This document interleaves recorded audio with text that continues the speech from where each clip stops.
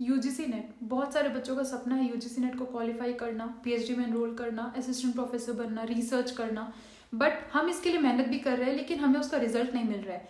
Because paper 2 जिस तरीके के हमारे आए हैं, स्पेशली जून 2025 एंड दिसंबर 2025, बहुत एब्सर्ड पेपर उन्होंने बनाया है। पेपर 2 आपका सब्जेक्ट है इंग्लिश लिटरेचर है, हिंदी है, हिस्ट्री है, पॉलिटिकल साइंस है, एजुकेशन है, कुछ भी है, ठीक है, सभी पेपर में उन्होंने ऐसा ही किया हुआ है, ठीक है। पेपर 1 ईजी दे दिया, ठीक है, ताकि बच्चे क्वेश्चन अरेज कर पाए कि भाई देखो हमने तो ईजी भी दिया हुआ है, एंड एक चीज़ ईजी देंगे तो बैलेंस करने के लिए कुछ टफ भी देंगे, लेकिन टफ इन द सेंस कुछ तो सिलेबस से रिलेटेड चीज़ें दो, ठीक है। लाइक इंग्लिश का पेपर की अगर हम बात करें, लिंग्विस्टिक्स भरा पड़ा है उसमें, क्या हम इंग्लिश का एग्जाम दे रहे हैं या लिंग्विस्टिक का पेपर दे रहे हैं, ठीक है, दोनों में बहुत डिफरेंस है। इंग्लिश लिटरेचर अलग चीज़ है, लिंग्विस्टिक्स अलग चीज़ है, ठीक है।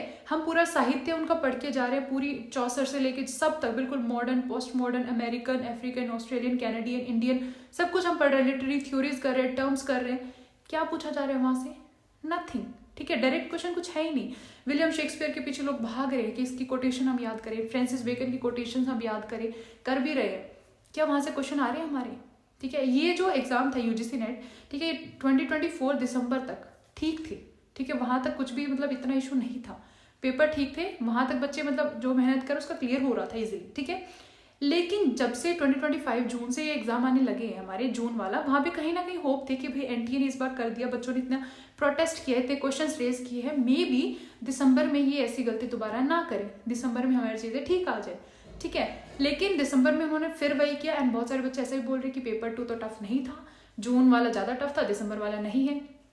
वो इसलिए क्योंकि जून में ना आपको आदत हो चुकी है उस चीज़ की कि भाई ऐसा पेपर उन्होंने दिया है, एंड कहीं ना कहीं आपके मन में पहले से ही चीज़ें थी भाई अब भी टफ आएगा हमारा, ठीक है, एंड वो वैसा आया तो आपको बस उम्मीद थी पहले से एनटीए से कि वो ऐसी चीज़ें करने वाला है, एंड आप लोगों को वही मिल गया, ठीक है, तो आपको टफ नहीं लगा, ठीक है। एंड ये टफ उसके लिए भाई जिसने बहुत ज़्यादा मेहनत करी है, ठीक है, बहुत सारे पीवाईक्यूज उन्होंने लगाए, बहुत मेहनत थी, मतलब किसी का लास्ट चांस भी होगा ये, ठीक है, जेआरएफ निकालने का, एज भी तो होती है ना भाई, मैटर करती है, कितने सालों से बच्चे मेहनत कर रहे हैं, नेट करके बच्चे बैठे हो जेआरएफ के लिए बार बार अप्लाई कर रहे हैं, बार बार 6 महीने जेआरएफ को वो दे रहे हैं, ठीक है, किस लिए? मतलब इसलिए कि भाई हम जाएं पेपर में और हमें ये भी ना पता चले हम करके क्या आए एग्जाम में, ठीक है। बहुत सारे बच्चे घर आके रोए होंगे भी पता नहीं पेपर 2 में क्या करके आया, ठीक है। पेपर 2 में सबकी हालत ऐसी है, मतलब पढ़ा लिखा बच्चा और अनपढ़ बच्चा दोनों बराबर है, ठीक है। जो बच्चे तुक्कों के बेसिस पे गए भाई तुक्का मार लेंगे, देखी जाएगी, जो होगा देखा जाएगा, इस तरीके के बच्चे, जो बच्चा पूरा सब कुछ पढ़ के गया है, दोनों एग्जाम में बिल्कुल सेम प्लेस पर थे, ठीक है। उसको भी तुक्के मारने हैं, एंड जो पढ़ा लिखा उसको भी तो भी सोच समझ के वही करना पड़ रहा है, ठीक है, क्योंकि वो चीज़ें डायरेक्टली कुछ पूछा ही नहीं हुआ है, ठीक है। कितना ही वो पढ़ ले, इतने लेंदी स्टेटमेंट्स है, बड़ी बड़ी स्टेटमेंट्स है, अजीब अजीब क्वेश्चन है, एजर्शन रीजन भरा हुआ है बहुत ज़्यादा, ठीक है। क्रोनोलॉजी है, बच्चे क्रोनोलॉजी जैसे तैसे याद कर रहे थे, अब वर्क्स के अंदर की क्रोनोलॉजी पूछी जा रही है। लाइक फ्रांसिस बेकन का एसे है ऑफ स्टडीज, ठीक है, उसकी अंदर की लाइनें हैं, इनको क्रोनोलॉजिकली लगाओ, पहली लाइन कौन सी है, दूसरी लाइन कौन सी है, ठीक है। तो इस तरीके के क्वेश्चन एनटीए अब हमसे पूछ रहा है। सो आई थिंक हम सबको भी अपना मतलब मेल भेजना चाहिए एनटीए के पास कि आप पूछना क्या चाह रहे हो, ठीक है, प्रॉपर चीज़ें तो बताओ हमें, क्या आपका सिलेबस है, कुछ चीज़ें तो डिफाइन करो कि इतना सिलेबस है।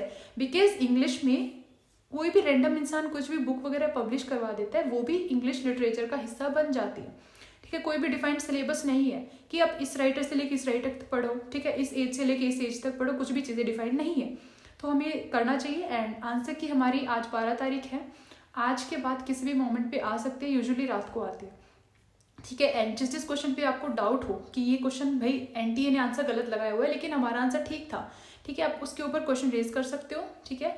एंड ऑल द बेस्ट यार, आंसर की सबका मतलब अच्छा स्कोर बने, मैं यही चाहती हूँ, ठीक है। हनुमान जी आप सबका अच्छे आंसर आपको मिले, एंड कट ऑफ बहुत डाउन जानी चाहिए। जो लोग कह रहे हैं ना कट ऑफ इसकी 214 के अराउंड वहाँ पे जाएगी, नहीं यार, ठीक है, 190 तक जानी चाहिए max to max general category के लिए, उससे नीचे ही आनी चाहिए, ताकि बच्चों के साथ जस्टिस हो कहीं ना कहीं, ठीक है। जो उन्होंने किया है उसके कुछ तो उनको भरपाई करनी पड़ेगी ना, ठीक है। तो कट ऑफ नीचे जाने चाहिए, and hope for the best, सब कुछ अच्छा होगा, ठीक है। All the best, thank you.